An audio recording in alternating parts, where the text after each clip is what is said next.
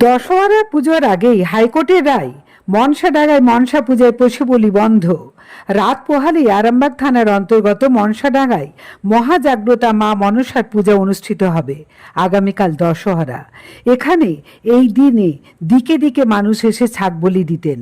মন্দিরের বলির অংশে চারিদিকে দেয়াল জুড়ে তার চিহ্ন আজকেও বিদ্যমান, যা গা শিহরিত করে, যা সেবায়িতদের বর্তমান প্রজন্ম একেবারেই মানতে পারেননি।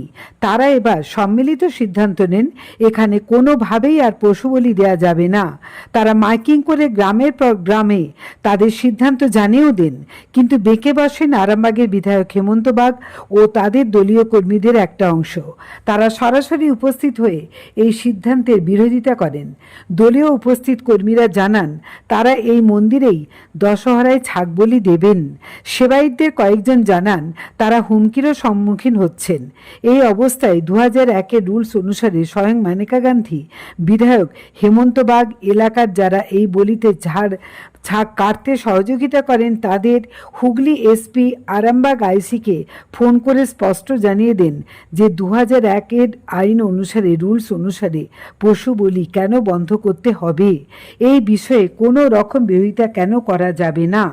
একই সঙ্গে কলকাতা হাইকোর্টে আশিস কুমার রায় ভার্সেস স্টেট কেস রুজু হয়, যার রায় ঘোষণা করা হয়েছে এবং পরিষ্কার জানিয়ে দেওয়া হয়েছে মন্দিরে পশু বলি দেওয়া যাবে না।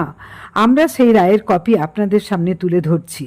এ বিষয়ে সেবায়িত আশিস কুমার রায়ের সঙ্গে ফোনে যোগাযোগ করা হলে তিনি জানান মা যে তার সৃষ্ট সন্তানের রক্ত খান না, এটা যেন তার উজ্জ্বল স্বাক্ষর। এরপরেও যদি কেউ জোর করে অবৈধ পথে এখানে ছাগ বলি দিতে আসে, তার যাবতীয় দায় আরামবাগ পুলিশের উপরেই বর্তাবে। এই বিষয়ে তিনি কি বললেন শুনুন। নমস্কার আশিস বাবু, বলছি আজকে আপনাদের যে হাইকোর্টে মনসাতলায় যে মনসাডাঙ্গাতে আপনারা যে মনসা পুজোতে ছাগ বলি নিষিদ্ধ করা নিয়ে যে একটা বিতর্ক তৈরি হয়েছিল, তার তো কেস চলছিল। আজকে বোধহয় আপনাদের সেই ফাইনাল রায়টা বেরিয়েছে। বিষয়টা যদি একটু বলেন কি রায় হয়েছে। এখন আমাদের এই রিট পিটিশন জারি করা ছিল, দাখিল করা ছিল, তার পরিপ্রেক্ষিতে গতকাল আমাদের শুনানি হয়েছে।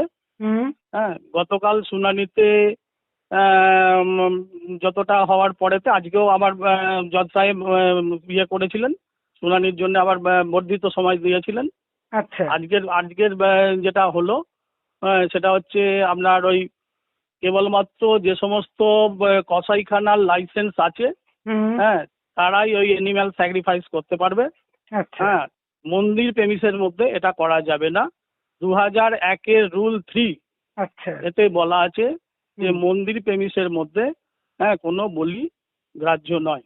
আচ্ছা, এক্ষেত্রে যেটা উনি রায় দিয়েছেন, এই রায় নিয়ে কি যে কোনো যে সমস্ত মন্দির আছে যেখানে বলি হয় সব জায়গাতেই তো কার্যকর করা যাবে? সব জায়গাতেই এটা কার্যকর করা যাবে। এবার কে মানবে কে মানবে না সেটা তার ব্যাপার, কিন্তু যদি না মানে কেউ বিরোধিতা করে তাহলে তার সপক্ষেই রায়টা যাবে। হ্যাঁ, যদি কেউ বিরোধিতা করে তার সপক্ষেই রায়টা যাবে।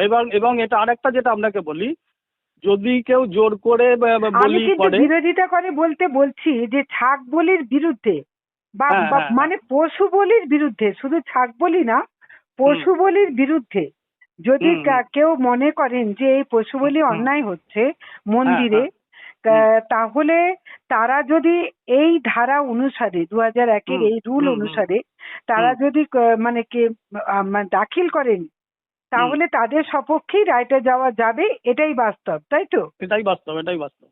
আরেকটা ব্যাপার হচ্ছে, যদি কেউ এই রায় না মেনে জোর করে যদি বলিদান করতে চায়, তাহলে পরবর্তীকালে মহামান্য কলকাতা হাইকোর্টকে অমান্য করা হয়েছে, তার পরিপ্রেক্ষিতে তাদের যা পানিশমেন্টের ব্যাপার সেটা করতে হবে।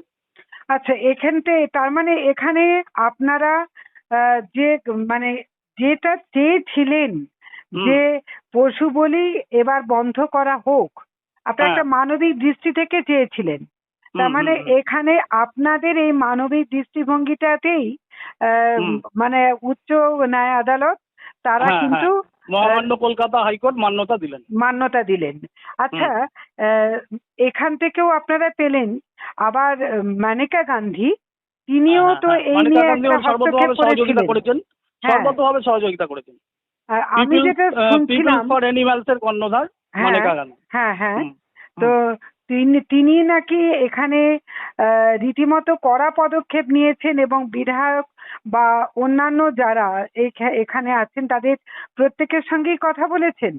হ্যাঁ, পুলিশ প্রশাসনের সাথেও কথা বলেছেন। হুম। হুম, আমাকে প্রথমের দিকে আমাকে থানাতে ডেকে থ্রেট করা হয়েছিল। হুম, আগের আইসি সাহেব আপনার রাকেশ সিং করেছিলেন। হ্যাঁ, হ্যাঁ, পরে মানিকা গান্ধী ম্যাডাম এসপি কে বলে ওনাকে এখান থেকে ট্রান্সফার করে দেন। হুম। আচ্ছা, পরবর্তীকালে বা আইসির সাথেও কথা হয়েছে এই নিয়ে মানিকা গান্ধীর। আমাদের হুম, সেবাইদের মধ্যেও কয়েকজনের এইটা নিয়ে গোলমাল করছিল, তাদেরকেও হুম। ডাইরেক্ট উনি ফোন করেছিলেন। আর যারা হুম। এই বলি কাজে, যারা যারা বলি করে হ্যাঁ, যারা হ্যাঁ, মানে একদম হুম, খড়গ নিয়ে যারা বলি করে, হ্যাঁ হ্যাঁ, হ্যাঁ, তাদেরকেও Manika Gandhi madam direct phone করেছেন। ডাইরেক্ট ফোন করেছিলেন। হ্যাঁ, যে মানে এটা আপনাদের একটা কাছে পাপ ন্যায়ের কাজ। জয় হলো। হ্যাঁ, এটা একটা পাপ কাজ, উনি কিন্তু বুঝিয়ে দিয়েছেন। আচ্ছা, হুম, এবার কি এই যে হাইকোর্ট এখানে রায় দিল, এই হুম, রায়ের বিরুদ্ধে যারা হুম, মানে এখানে আপনাদের পুজো কমিটি মানে সেবায়িতের মধ্যেও হুম, যারা শেষ পর্যন্ত নথি স্বীকার করছিলেন, হুম। এখন কি তারাও খুশি এই রায়েতে? তাদের কাছে এখনো পর্যন্ত হয়তো সঠিক খবর আসেনি, পরে হয়তো সন্ধ্যের দিকে এসে যাবে আশা করি। হুম। আচ্ছা, তারা তো চাপে পড়েই এটা করেছিল, চাপে হ্যাঁ, পড়েই আবার রেজুলেশন নিয়েছিল। হুম। আচ্ছা আচ্ছা। তারা চাপে পড়েই করেছিল, পারিপার্শ্বিক চাপ এবং পলিটিক্যাল চাপ। তার মানে আপনারা এমন একটা দিনে রায় পেলেন যে হ্যাঁ, আগামীকাল হ্যাঁ, দশহরা হুম, পুজো, এবং আজকে ঠিক পুজোর আগের দিনেই আপনারা এই রায়টা পেয়ে গেলেন। হ্যাঁ, হ্যাঁ, হ্যাঁ। এতে মা যে পশু বলির বিরুদ্ধে, এটা মা বুঝিয়ে দিলেন।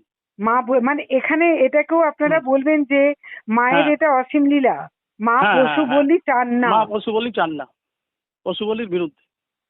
আহ, হ্যাঁ, আপনি সমস্ত জীবই মায়ের সৃষ্টি, মায়ের সন্তান। হ্যাঁ, ঠিকই তো, তাহলে মা কি করে বলবেন যে আমি সন্তানকে মেরে দেবো?